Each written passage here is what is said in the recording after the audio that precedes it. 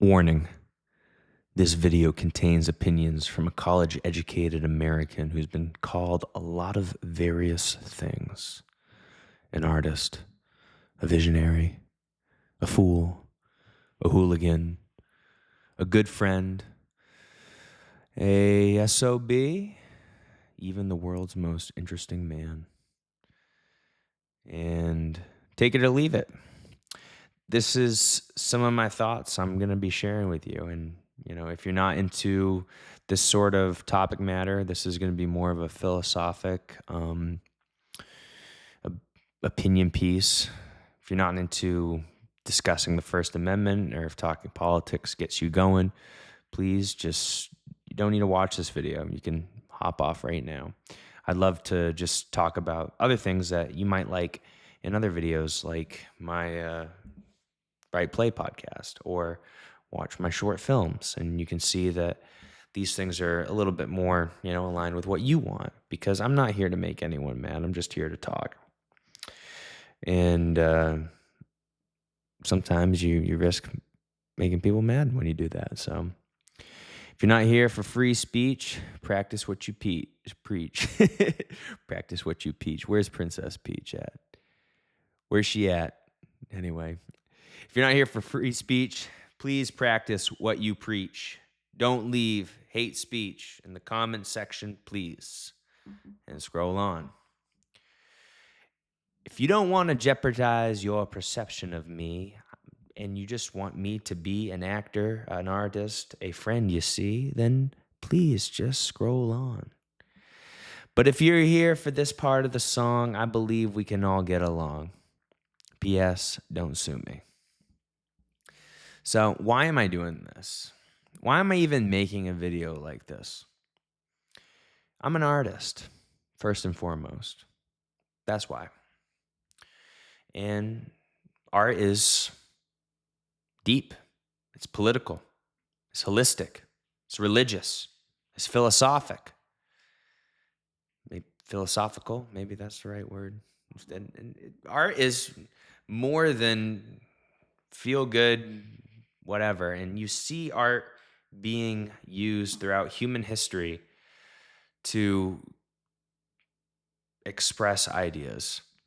And I believe that not just artists, but all people should express their ideas. So that's point number one, and whether I'm on stage or behind a camera or in front of a microphone or making a song, writing a script, acting, whatever, I'm engaging with the world. And I don't think that we should be afraid to have a point of view, as long as it's grounded in thought and respect and openness. And, that's my feelings. So could you wrestle with ideas publicly? Why not? Does it make you less of an artist?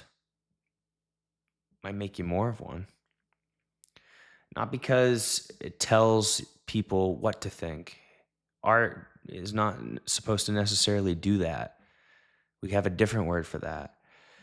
But art is supposed to make people think, because it makes them think. It asks questions. It creates reflection. It expresses freedom, most importantly. I'm a storyteller. I believe in the First Amendment of the Constitution. Not to be rude, not to be a peckerhead, but I believe that you have the right to express your ideas. You have the right to, believe in whatever religion you want. You have the right to say what you want, because we're only here once. And it creates a stronger world if we're allowed to share our ideas and thoughts. And it doesn't, when you censor things get hurt. The truth hurts sometimes, but we all have our own truth and we all need to share it. And, it's the only way to live an authentic life. If you don't have the First Amendment and and freedom of speech creates perception, right?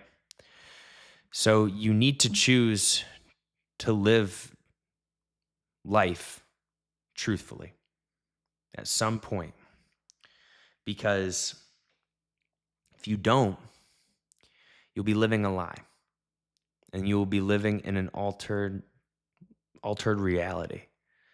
And it's best to just keep that in the world of fiction, because you're not going to be able to have meaningful relationships. You're not going to be able to have your own thoughts if you're living a lie. And that's the truth. I don't believe in censorship, not corporate censorship. I don't believe that you should lose your job over your beliefs. I believe you should lose your job or get promoted based on how well you do your job. I don't believe in political censorship. The government should not have anything that restricts your freedom of speech. Obviously I'm not talking about like you don't say fire in a theater, but you should always be able to express your thoughts and opinions, because if you can't, then you are moving into a world where people can boss you around. And the truth is that nobody in this world is really better than anyone else. The president of the United States puts his pants on the same way as you and I do, and that's just the truth. We're all human beings. There's no superior genetic. There's no whatever. We are all born with gifts, and we're all born with, blessings, and some born with others, more than others, and some are born with, terrible character defects, because that's called being a human being. So and the last part about it is I don't believe, anyone should be able to have that power over you. We're all made equal under the eyes of God, in my opinion. So, and I don't believe in self-censorship. Let me give you an example. You see a beautiful girl and you want to tell her that she's beautiful, but you don't because you're afraid of being judged. That's self-censorship. Self-censorship is a bit of a tongue twister, but that is self-censorship. And bro, you should go and say it. And ladies, if you see a beautiful girl or beautiful guy, you should go and say it too. Come on. Spread the love. But censorship stops us from living authentically. And it does one thing. Keeps us apart. It keeps people apart. So I don't have a political side. I am my own side. I have a lot of different point of views. I grew up in a small business family. It was construction labor orientated, and a lot of people that worked for my dad's business growing up, I used to work with. We picked up trash, built septic systems rather, and put in lawns and house lots. And there's people of all walks of political life that work there. And we would work with clients that were from all walks of the social, political, economic spectrum for the most part. I studied theater, very liberal. I worked in real estate, a good combination of a lot of it, but basically people that had wealth. And Democrats are wealthy, Republicans are wealthy, Christians are wealthy, atheists are wealthy. Guess what? They're all broke too. It doesn't matter what you believe in. Success doesn't dictate that, because there's an example for anything, for any person to become financially successful, no matter what they believe, for the most part. So I worked in real estate. I worked in the arts. I worked in showbiz. Again, a lot of diverse opinions. A lot of I've been around blue collared folks, entrepreneurs, artists, activists, and everyone in between. And I've learned that, the best way to connect with people is to talk about anything but politics, money, and religion. Those are the items, and it's not because those things don't matter. It's just because people are people. People want basically the same things. They want to have a life. And people don't want to be labeled. People don't. I hate being labeled. I hate it. So, anyway, when speech gets policed, connection dies. And we live in a world of lies. So, the scary part is that if you can control what someone says, you can control how they start to think, because our actions come from our thoughts. Again, I'm going to go back to, you see a pretty girl, you're at the gym, you're a young man working out, and you want to go say hi to her, but you're afraid that she's going to make fun of you, and you don't do it. You just changed your whole life. You did. You literally changed your whole life. You could have went up, had a conversation. It could have, and then that could have went somewhere else. I could have went really good connection. Maybe it went somewhere after that, or it could be she turns into a friend, and then you meet someone else off of that, or it could turn into, oh, that was nothing, but it was a good exercise just to say hello and say how I felt. But instead, you chose to not do anything, and you go down this path where you didn't do anything, and you go around the rest of your day wondering what if, and you struggle with your confidence for the rest of the day until you forget about it. And then you are reminded the next time you are in the same situation. So do you really forget about it? So, or you are at a family dinner, and you are somebody that doesn't really believe in, you're somebody who believes that the world is in need of, taking climate change serious, and you're surrounded by family that does not they think that climate change is a hoax. Should you say how you feel?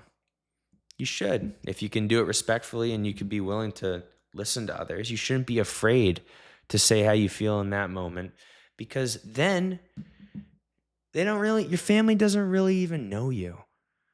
And then you live the rest of your life feeling like, oh, my family doesn't know me. My family doesn't get me. Like, I can't be myself in front of my family, when you could have an uncomfortable moment and then be closer to your family afterward. Because bread is broken. I mean, hopefully, if the goal of both sides is to find connection, that's got to be the goal. If the goal is not to have connection and to be right and wrong, we're all screwed. We're all screwed. Doesn't matter.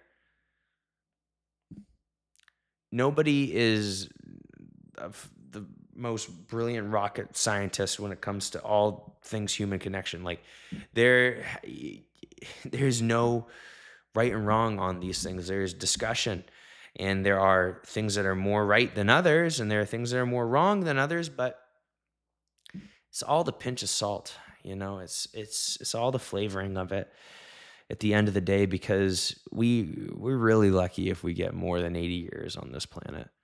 And we're extremely lucky to be living in the United States and have a microphone in front of me and beautiful weather and gas in the car and whatever. So talk, connect. Don't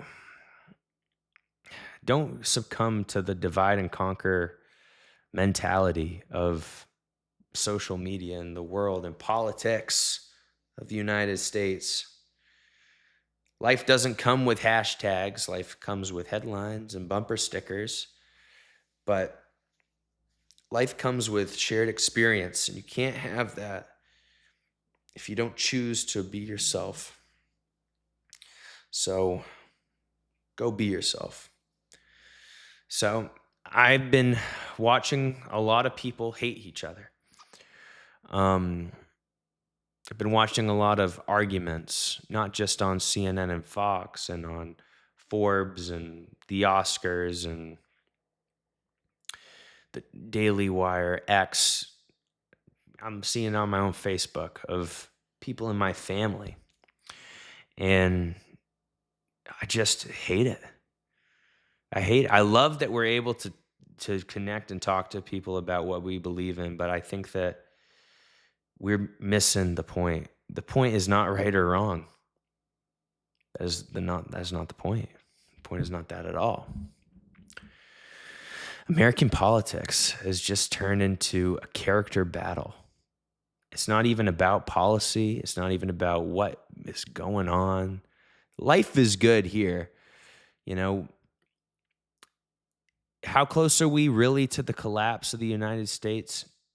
Nobody really knows, because one side will say it's coming tomorrow. The other side says we're going into the golden age of America. Everything is emotional. It's a battle for your support. It's a battle for you to go do the people in charge's dirty work, whatever side it's on. So it's not about policies. It's about personality. It's emotional. It's reactive. It's tribal. Are you a Trump guy? Are you a Kamala guy? Are you a Kamala girl? Are you a Trump girl? Are you a Christian? Are you a whatever? Do you believe in saving the planet? Do you believe in, the Second Amendment? Are you with us or against us? That is what we live in. That's sad. We've reduced ideologies into character contests. It's like a reality TV show or high school musical, and none of these people can sing. So it's like, what happens if we stop? I saw a video today on Forbes, and it was just 16 minutes of Trump uncut answering questions. No spin, no nothing. I think that's where media needs to go, or else they're going to just keep losing people, and they're going to keep diving people into the extreme opinions. And that's not good for either side. There's a yin and yang in this life, and each party has to balance each other out. The good party, the good policies on one, and balance the other policy out. It's a yin and yang. That's how it works. And that's how we create the best ideas. But we can't do that if we're not willing to discuss. I believe we're at a standstill in American history. We have all the tools to succeed. We have all the technology to succeed, and we're going to be moving forward with technology into places that's going to make our lives a lot easier too. But also, we need to protect our freedom, because we can't go into more of a security state. The actual issue is we're not looking at the work. We need to look at the actual issues. We need to think about it objectively, not emotionally. And we need to realize that there is no perfect answer for any policy, for any situation. But we are not perfect. We are all more than our vote. We are all more than our interests. And we are all more than who we simply follow. We all need to find ways to lead a little bit too, in that little nugget, I guess. So, I've been talking about a lot of different things, but, I have been a little nervous to make some videos like this, because I am an actor. I do make music. And I'm afraid that the people that would give me jobs might not like me. And that's kind of stopped me. I don't want to be afraid of that anymore. Only God can judge me. I know that I'm not an idiot. I know that I'm not going to, I know that I'm not what people who will judge me am. I'm not. I'm more than that. So I think that we need to share our opinions. And if Ben Shapiro can share his opinion and Kathleen Kennedy can promote her opinion through their platforms, if I want to put something out that's my own and a little bit in between, I'm not even going to say it's in between. I'm on my own side. I'm just a man trying to figure it out. But I just am sick of people being scared to talk about what they think and how they feel. So now I'm going to get into something that might lose a lot of people. I'm going to be honest about Trump. I don't love everything that he's done. Do I love everything that he has said? No. Do I love how he's said things? No. But I do admire that he is willing to take shots figuratively and literally, metaphorically, whatever. He's always taking interviews. He sticks up for what he believes in. Does he have a little bit of an attitude and play fair? Yeah. Play dirty sometimes, rather. I think he plays fair sometimes too, but don't they all? Doesn't your ex-boyfriend, doesn't your ex-girlfriend, doesn't your mom or your dad have things that you don't like about him sometimes? I don't know. I don't think that he's Jesus Christ. He's just a dude who is going to be president for the next 4 years. I do like his first term economic policies. I think that they made the country better pre-pandemic. And, you are allowed to have mixed feelings about people. You can like some things and dislike others. I think it's very confusing because there's a lot of extreme emotional rhetoric being done by both sides. One side praising him, the other side calling him the worst thing, the Antichrist. I don't think that helps anything other than rally up their political base. So, but what do I think about what he's doing right now with the tariffs and the economy?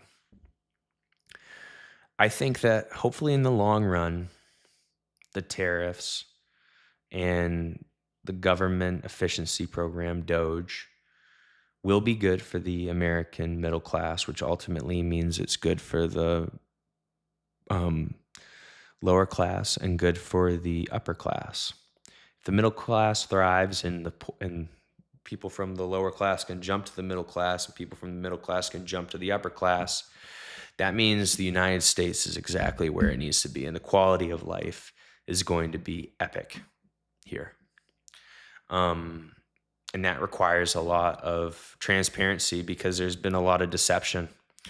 There's been a lot of economic deception. I saw something that Doge found, and they spent $2.7 million on website consulting fees for energy.gov. $2.7 million. I'm just blown away. Website consulting fees. That sounds like a favor. I can't believe it when I read that. That's just a lot of money. So who knows? I don't know. They're just trying to spend money. Maybe there's a higher economic reason for it. If somebody can tell me, I'd love to know why. But I think that what they're doing, what the tariffs are doing, is going to hurt in the short term. And what Doge is doing, is going to help lower the deficit on an annual basis. But it's going to pressure the government, not just ours, but all the governments, to spend more transparently. We are the example. We are showing we're trying to show more of what we're spending our tax dollars on. That's going to have an effect in other countries. And that's going to have an effect on how people vote. If people spent money the way that the federal government spends money, they would be in a financial mess, because we don't make anything in this country either. That's half the reason why the tariffs are coming back, because we're not having we're not exporting enough based on what we are bringing in. That's what's creating a deficit. And it's not a bad thing, because most, if not all, other countries have much more strict tariffs or less financially fair tariffs on the United States, that we are now doing either reciprocal or a 10% flat tariff, which basically means that there is a penalty to sell a product that's US made, a tax penalty in another country, or an additional cost. Not good, you know? I don't know. I just think that it's going to balance out the playing field. We're playing with house money in the United States. We're basically 25% of global consuming spending, and we're only 4% of the population of the world. You know, that means we're a quarter of the market of the world that buys stuff. So don't people want to friggin' sell stuff here? They'll lower their tariffs. It'll be a deal that's more economically fair. And in turn, companies will come back to the United States if they choose to, which will create jobs, and jobs creates homes. Homes creates families. Families equals more cars getting purchased, more people using the city bus. It equals more people swimming in the pools. It equals more people traveling and living their best life. And families create strength. And critics are like, oh, this is hurting the American family. This is going to hurt the American family for the next, who knows, for the short term, until these deals are going to get made. Because just like in real estate, if one party has the playing chips, the other party is going to have to pay for them. And that's literally what I think is going on at this point. I'm also feeling encouraged, because I do think that things are going down or staying the same as they were during the Biden administration. I haven't seen a huge hit on gasoline yet, but the grocery store seems to be slightly less, if not the same, as the Biden administration. So we'll see. Critics are also like, oh, this is hurting the stock market. Yeah, in the short term, but who owns the stocks anyway? Most Americans are living paycheck to paycheck. Most Americans can't pay their credit card bills. Most Americans can't even think about buying a new car. Most Americans are scared shitless if something goes wrong financially. One bad week away from the wheels falling off. And I would say, I'm no economic genius, and I don't have the numbers right in front of me, but I would say maybe top 30% earners in this country have stocks and 401ks and all that stuff. So the majority of the nation doesn't, because the majority of the nation doesn't have the luxury to go and buy that stuff. So, and 4 years ago, people were complaining about the hypocrisy is real. The critics are like, oh, they were so, we hate the super wealthy. We hate the super wealthy. We hate the stock market. We hate it. And now it's like I'm only saying the Democrats because it's the people that are trying to oppose Trump politically right now. The Democrats are using this as a talking point because it does affect the economy, which they're not wrong. And it is going to hurt our, American living, which they're not wrong as well. But it's just nuts, because any given other year, we hate this. We hate these companies. They're the enemy. They're the problem, until it's convenient to run on. And the market is already inflated with a bunch of fake money. I read somewhere that the whole reason that Trump is trying to do this is because he wants to get money out of the market and back into treasuries so that they can refinance the national debt to like 2%, which would save trillions of dollars, which would help the American people.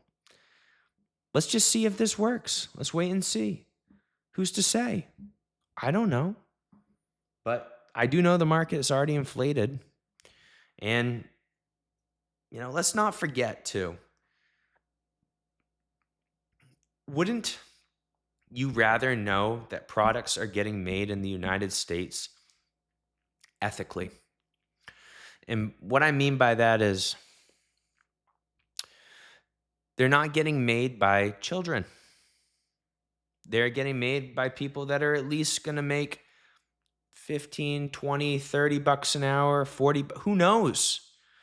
And wouldn't you want to see, and Nike and other companies, I'm just saying Nike, but national huge global companies are still going to want to sell to us. So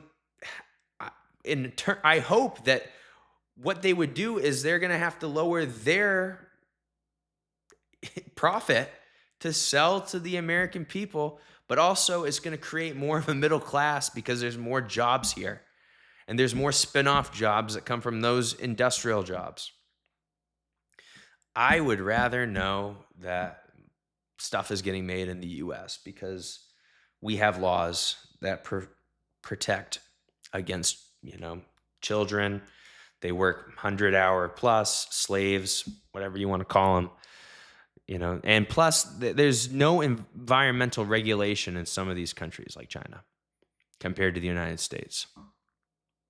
So we'll just keep this simple.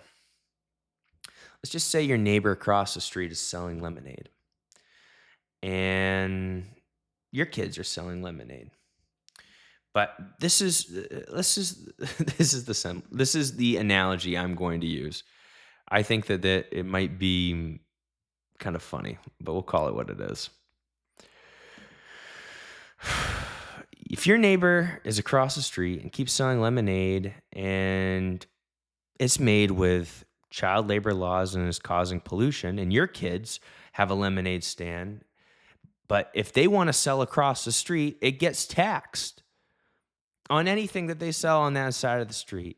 And then they get shut down for health codes. Something's off. So hopefully tariffs level the playing field.